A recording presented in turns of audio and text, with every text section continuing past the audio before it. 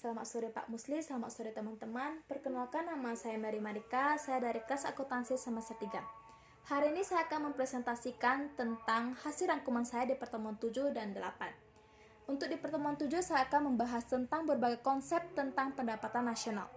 Sebelum itu saya akan menjelaskan juga tentang 5 konsep yang harus dibedakan, yaitu yang pertama produk domestik bruto, yang kedua produk domestik neto, yang ketiga pendapatan nasional, yang keempat pendapatan perorangan, yang kelima pendapatan disposable. Produk domestik bruto itu ialah total nilai atau harga pasar dari seluruh barang dan jasa akhir yang dihasilkan oleh suatu perekonomian selama kurun waktu tertentu. Produk domestik bruto ini juga merupakan salah satu ukuran atau indikator yang secara luas digunakan untuk mengukur kinerja ekonomi atau kegiatan makroekonomi dari suatu negara. Saya juga akan membahas tentang perbedaan barang jadi, barang akhir, dan barang setengah jadi.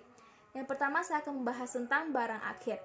Definisi dari barang akhir adalah barang yang tidak mengalami proses produksi lebih lanjut dan tidak untuk dijual lagi. Sedangkan barang jadi adalah barang yang dibeli dan atau siap dikonsumsi oleh konsumen akhir. Yang ketiga itu ialah barang setengah jadi. Barang setengah jadi adalah barang yang harus mengalami produksi lebih lanjut lagi. Itu yang bisa saya jelaskan di pertemuan 7. Di pertemuan 8 saya akan membahas tentang penentuan pendapatan dalam model makro 3 sektor. Penentuan pendapatan dalam model makro 3 sektor ini merupakan kebijakan fiskal yang ekspensif terhadap tingkat pendapatan nasional dan output dalam perekonomian. Model makroekonomi 3 sektor ini didasarkan atas beberapa asumsi sebagai berikut. Yang pertama adalah upah, uang, dan harga adalah tetap kaku. Yang kedua, tingkat bunga adalah tetap. Yang ketiga, sektor bisnis membelanjakan seluruh dari penghasilan mereka kepada RT. Yang keempat, perekonomian adalah tertutup. Tidak terdapat sektor perdagangan luar negeri. Asumsi yang merupakan tambahan terhadap asumsi sebelumnya yaitu terhadap sektor pemerintahan yang membeli barang jadi dan jasa. Yang keenam, pendapatan disposable, yaitu pendapatan nasional dikurang pajak. Bisa dirumuskan menjadi YD sama dengan Y kurang T. Yang ketujuh, penerimaan pajak untuk sementara dianggap sebagai peubah eksogen, otonom, dan tidak terdapat pembayaran transfer oleh pemerintah.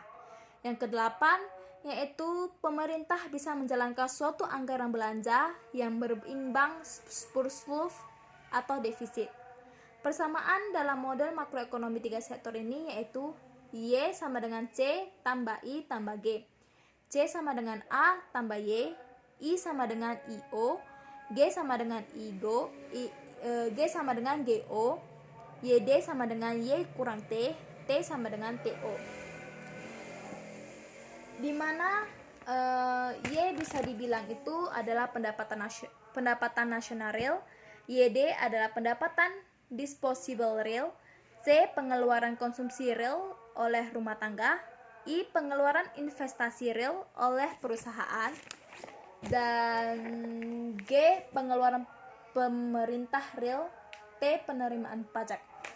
Sekian dari presentasi saya. Jika ada kekurangan kata-kata atau ada kata-kata yang salah, saya minta maaf. Saya akan lebih belajar lagi untuk kedepannya.